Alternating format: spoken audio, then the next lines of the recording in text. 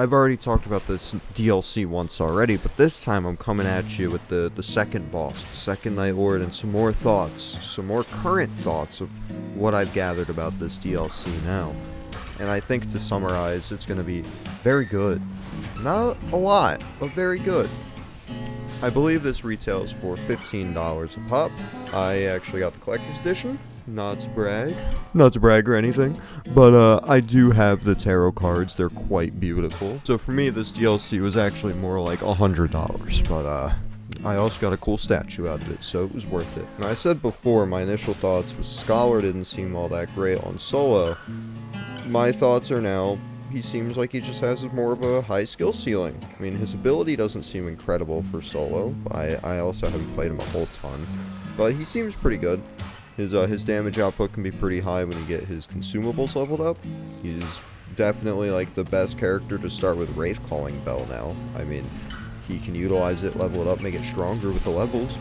He's also like the best character for a lot of random relics for like increasing throwing pot damage or increasing whatever consumable damage, or making it so that consumables have extra effects, blah blah blah. This character has a lot to learn. And a lot he can do, to say the least, and his ultimate's really, really neat. You jump into a camp with that, and you just kind of focus down the boss, and you're killing stuff around it anyway. Meanwhile, Undertaker, I'm just like, yeah, she's kind of really good too. I mean, I even said it before, she's kind of just wilder too, so pretty awesome.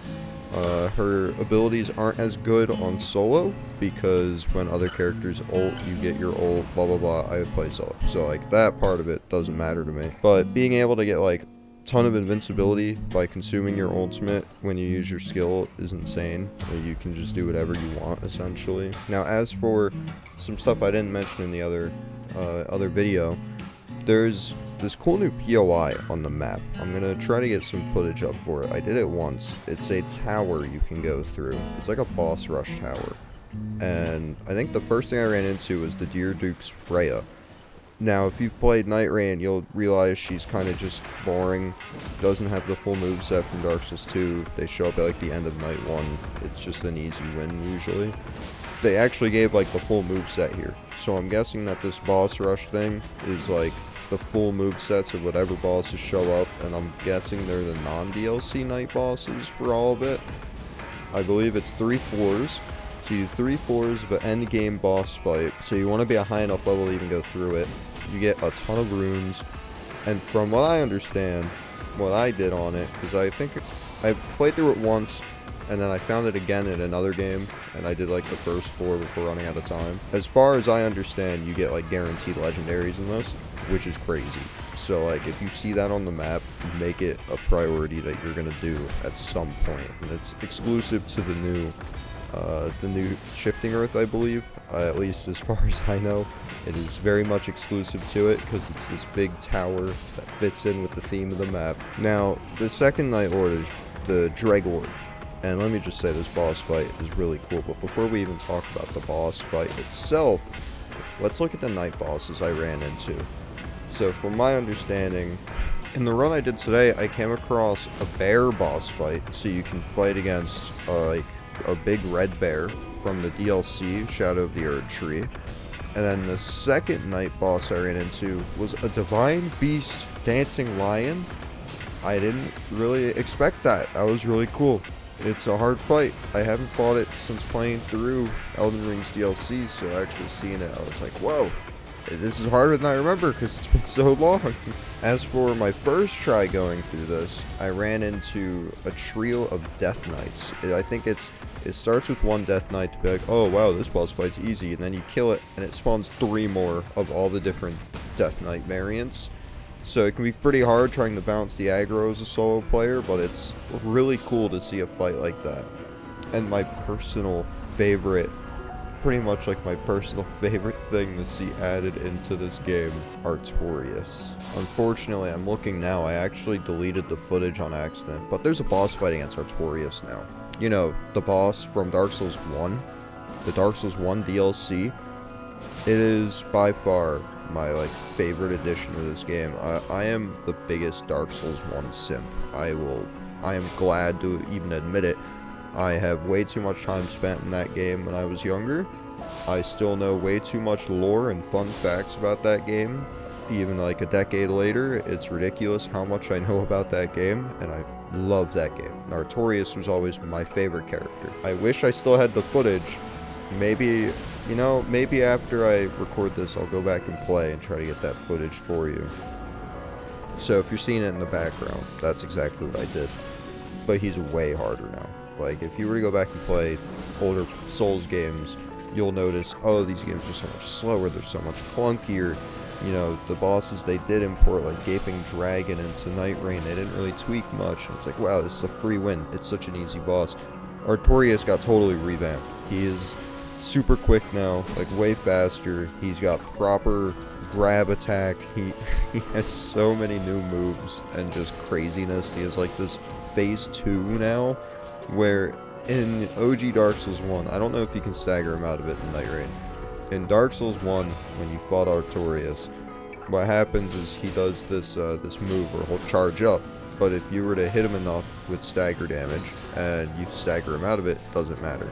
Otherwise he buffs up, and I can't remember specifically if like he becomes more aggressive, but I believe he becomes more aggressive and his damage skyrockets. So you're basically getting 1 or 2 shot if you let him do that. In this version, it buffs him up and he goes in a phase 2 and he gets way more aggressive and his damage skyrockets, and it becomes so much more difficult to do. And I've been reading online, his wolf, like lion's claw attack, cuts through iframes. You can't dodge it. So it's like you have to somehow evade it without rolling through it, apparently. I haven't tested it enough myself, I don't really know. But that's insane. And now after a couple more hours in the DLC compared to the first video I made, I can tell you I really like it. The new Shifting Earth is really cool. I think it's so different. It makes it so much fun to play through. The new bosses are so good. All like the night bosses are a big step up from the base game. They're also just, in my opinion, kind of cooler than some of the base game stuff. But then again, you've got like the Dancer and Nameless King and like some really cool returning faces from the base game. But then you look at the DLC and go, yeah, they put Moog in the game, but Moog gets revamped and is like crazy hard. He was already a hard fight, and now he's like crazy hard, and they put Artorias in. Like, I'm so biased. The fact they put Artorias in, my bias cannot show any more than that. But there's a lot of new POIs. I've even been playing like without the Shifting Earth because I don't want to spend all my sigils trying to constantly keep it up. And you'll see that there's so many different point of interest now that they've added in, where they just have very new looks, new layouts, new enemies. It's pretty cool. I don't know, or at least I don't think that they're on the base enemies, or the base Night Lords. I really don't know. I haven't played any of the base Night Lords except for Everdarks, but you know, since the DLC came out, the Everdarks I did, because if you play through with Scholar or Undertaker, you can get special relics from the Signboard Collector, in case you didn't know. So you can unlock different relics if you do the Everdarks with those 2 characters. And the Undertaker one, there's one you can get because it unlocks 3. The one is crazy strong. It gives like, you put that on Wilder and you just start spamming your ultimate because it recharges your ultimate like crazy. It's awesome. Now I'm not gonna like properly go in depth of like, oh my god, you have to traverse the map like blank or blank or blank. These are just my baseline thoughts of how cool I think this is, okay? Maybe I'll make another video where I go over the specialties and what's so freaking epic about it. But like, now we get to the Dreglord. Dreglord, second Night Lord, is so cool. I mean, let me describe it the best way I can. It's the Orphnacauz from Bloodborne, mixed in with Gale, mixed in with, I don't even know. Like, it's just this amalgamation of tough bosses kind of put together, yet somehow it doesn't feel all that hard. Like, it's hard, but it doesn't feel as difficult as some of like, it doesn't feel as difficult as something like Malenia. You know, Malenia you have to kind of try over and over because for BS that she'll do with Waterfowl Dance. But this guy feels fair. Feels fair and difficult, really cinematic, and just overall really neat. He'll rot you during everything. He'll summon ads and so the way I've seen it described, he's like 4 phases. you got phase 1, you walk in the boss. Phase 2, he summons like a bunch of ads. They're little rot zombies, and the arena will start to kind of rot you. And then phase 3, it's like a cut to black. We're entering it again, and he's a souped up version. And then phase 4 is just, he's even more amped. I've beaten him twice so far. Granted, I've only run it like 3 times. So, I haven't done it a ton, but it is very, very cool. And overall, I think for its price tag, it's pretty good. Because, like I said, I believe this retails you $15 if you didn't get any of the other versions of the game. You're getting 2 new Night Lords, 2 new characters, and then a whole variety of bosses and regular enemies. So if I'm not mistaken, it's actually like 4 night bosses. I actually don't know how many they added in.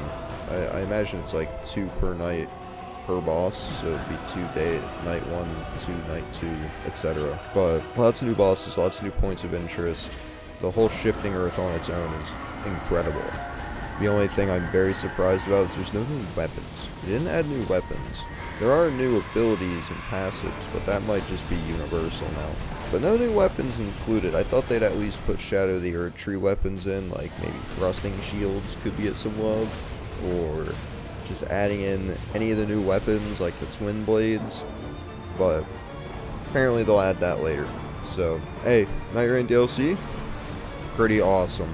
If you haven't played it, go play it if you like the game. Other than that, that's my thoughts, so see you.